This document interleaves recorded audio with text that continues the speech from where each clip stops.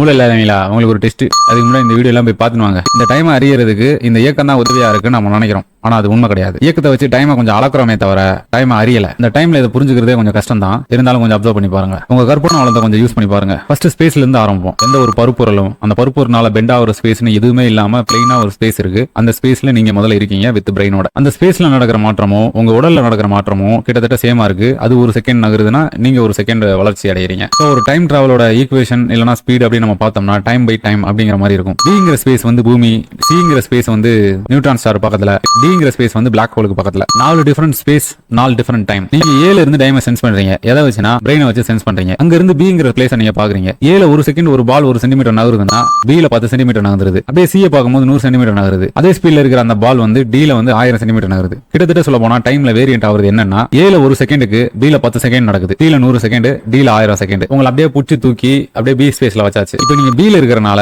பில நடக்கிற மாற்றம் ஒரு செகண்ட், உங்க வளர்ச்சி ஒரு செகண்ட். சோ அதனால உணர்ற ஒரு செகண்ட், நீங்க உணர்ற டைமும் ஒரு செகண்டா இருக்கு. அதனால இப்போ பில இருந்து நீங்க ஏ பார்க்கும்போது பியோட டைமை விட ஏயோட டைம் 10 மடங்கு கம்மி. சோ 0.1 செகண்ட் அப்படிங்கிற செகண்ட் பை செகண்ட்ங்கிற ஸ்பீட்ல வந்து டைம் அங்க டிராவல் ஆகுது. சில பாத்தீங்கன்னா அதுக்கு முன்னாடி ஏல இருந்து பார்த்ததை விட ஒரு 10 மடங்கு கம்மி, டில பார்த்தது அதை விட கம்மி. அப்ப சில போய் நின்று பில இருந்து சி இருக்கிற இடத்துக்கு வச்சிட்டோம் அப்படின்னா நீங்க சில இருந்து பார்க்கும்போது அதே வேரியன்ட், டில அதே மாதிரி தான் வேரியன்டா இருக்கும். ஒவ்வொரு டைமும் வேற மாதிரி இருக்கும். அப்சர்வேஷன்ல கிட்டத்தட்ட சொல்ல போனா அப்சர்வ் டைம் கீழ வந்து ஒரு கைனடிக் டைம் அப்படின்னு வச்சுப்போம். இந்த ஈக்குவேஷன்ல செகண்ட் பை செகண்ட்ல அப்சர்வேஷன் டைம் கீழ வந்து கைனடிக் டைம்னு வச்சுப்போம். இதுல அப்சர்வேஷன் டைம்னா என்னன்னா நீங்க போக்கஸை யூஸ் பண்ணி, அதுவும் ஒரு இயக்கம் தான், அது ஒரு கைனடிக் தான். ஆனா நீங்க அதை யூஸ் பண்ணி அப்சர்வ் பண்ற செகண்ட் வந்து ஒரு செகண்டா இருக்கு. அதுவே வந்து அந்த நீங்க இருக்கிற அந்த லொகேஷனோட டைம் வந்து அதுவும் ஒரே செகண்டா இருந்துச்சுன்னா பிரச்சனை இல்லை. ஆனா நீங்க ஒரு செகண்ட் அப்சர்வ் பண்ணும்போது இந்த உலகம் 2000 வருஷம் கடந்துருச்சுன்னா அதுதான் டைம் டிராவல். அதுக்காக செகண்ட் பை செகண்ட்ங்கிற ஸ்பீட்ல கடந்தாலும் டைம் டிராவல் இல்லைன்னு கிடையாது. அதுவும் டைம் டிராவல் தான். பட் வேரியன்ட் இருக்கு. உங்களுக்குள்ள நடக்கிற வளர்ச்சிதை மாற்றமும் இந்த பிரபஞ்சத்தில் நடக்கிற மாற்றமும் ஒரே மாதிரி